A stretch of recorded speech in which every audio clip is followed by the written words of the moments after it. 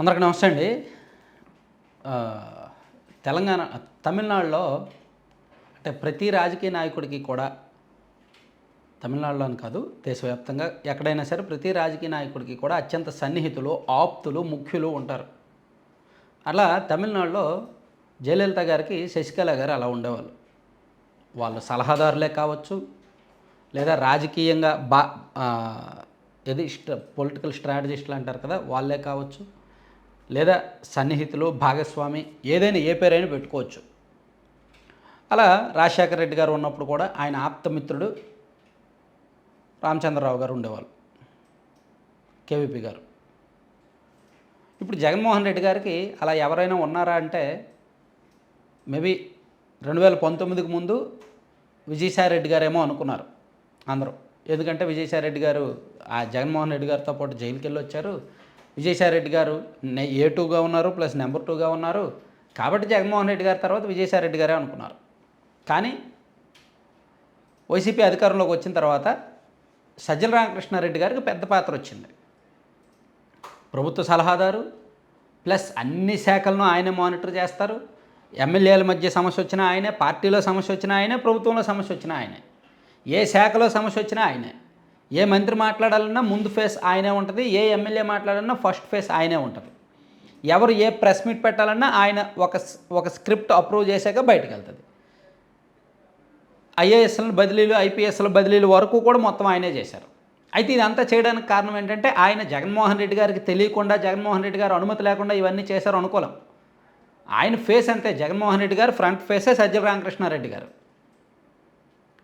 అయితే సజ్జల రామకృష్ణారెడ్డి గారు ఇప్పుడు యాక్చువల్లీ ఈ మొన్న ఎన్నికల్లో వైసీపీ దారుణంగా ఓడిపోయిన తర్వాత చాలామంది వైసీపీలోనే చాలామంది సజ్జల గారినే వేలెత్తి చూపారు. ఇదిగో ఆయన వల్లనే ఓడిపోయాము, ఆయన అన్నింటిలో తలదూర్చాడు, నియోజకవర్గాల్లో సమస్యలు వచ్చినా ఆయన పరిష్కరించలేదు, అసలు విషయాలను వాస్తవాలను జగన్మోహన్ రెడ్డి గారికి ఆయన తెలియకుండా చేశారు, ఎమ్మెల్యేల మీద వ్యతిరేకత వచ్చినా ఆయన రిపోర్టులు మార్చిచ్చాడు, ఎవరి పనితీరు బాగోకపోయినా సరే ఆయన ఒప్పుకోలా, చాలామంది దగ్గర కమిషన్లు తీసుకున్నాడు, డబ్బులు తీసుకున్నాడు అని సొంత పార్టీ వాళ్ళే అతన్ని వేలెత్తి చూపారు, టార్గెట్ చేశారు, విమర్శించారు.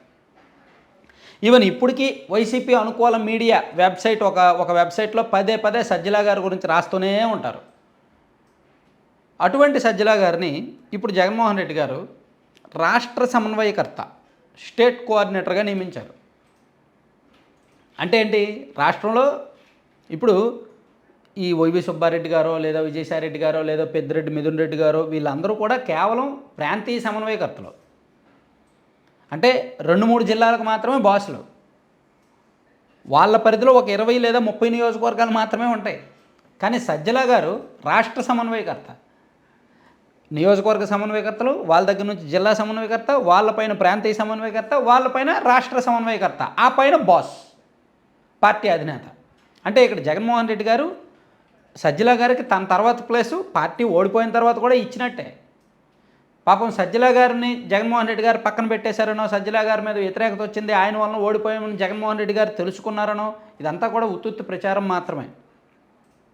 వాళ్ళిద్దరూ వేరు కాదు. జగన్మోహన్ రెడ్డి గారు, సజ్జల రామకృష్ణారెడ్డి గారు వేరు కాదు, ఇద్దరు ఒకటే.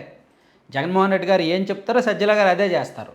మధ్య మధ్యలో కాస్త చిలకొట్టుడు వ్యవహారాలు ఉంటే ఉండొచ్చు కాక. అంటే జగన్మోహన్ రెడ్డి గారికి తెలియకుండా కాస్త, ఎందుకంటే తనకి వ్యక్తిగత జీవితం ఉంటుందిగా, తనకి కుటుంబం ఉంటుందిగా, తను కూడా ఎంతో కొంత సంపాదించుకోవాలనే ఆశ ఉంటుందిగా. సో తను కూడా పెద్దలకు అంటే ఇవన్నీ రొటీన్ కదా. ఇప్పుడు మనం సినిమాల్లోనే చూస్తుంటాం, ఎంత ఆప్తుడైనా సరే కాస్త పక్కన పెట్టుకుంటూ ఉంటారు, కాస్త పక్కన వేసుకుంటారు కదా. కాబట్టి ఇవన్నీ సహజమే. అయితే దీన్ని బూచిగా చూపించి జగన్మోహన్ రెడ్డి గారి నుంచి సజ్జల గారిని పూర్తిగా దూరం చేయాలని చాలామంది అనుకున్నారు, కానీ అది అవ్వల. అయితే ఇప్పుడు ఈ సజ్జల గారి ఈ నియామకం మీద కూడా వైసీపీలో కొంత ఇంటర్నల్ తిరుగుబాటు అయితే ఉంది, ఇంటర్నల్గా కొంత వ్యతిరేకత అయితే ఉంది. ఇదేంటి జగన్మోహన్ రెడ్డి గారు ఎందుకు ఆయన మీదే డిపెండ్ అవుతున్నారు, ఇంకా చాలామంది ఉన్నారు కదా అని. ఎవరున్నారు? యాక్చువల్లీ బొత్స సత్యనారాయణ గారు ఉన్నారు. కానీ బొత్స గారిని అంత స్థాయికి తీసుకువెళ్ళడం జగన్మోహన్ రెడ్డి గారికి ఇష్టం లేదు.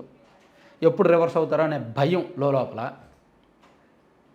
లేదా ఉమ్మారెడ్డి వెంకటేశ్వర్లు గారు ఉన్నారు, సీనియర్, వయసు అయిపోయింది, ఆయనకి ఇంట్రెస్ట్ లేదు.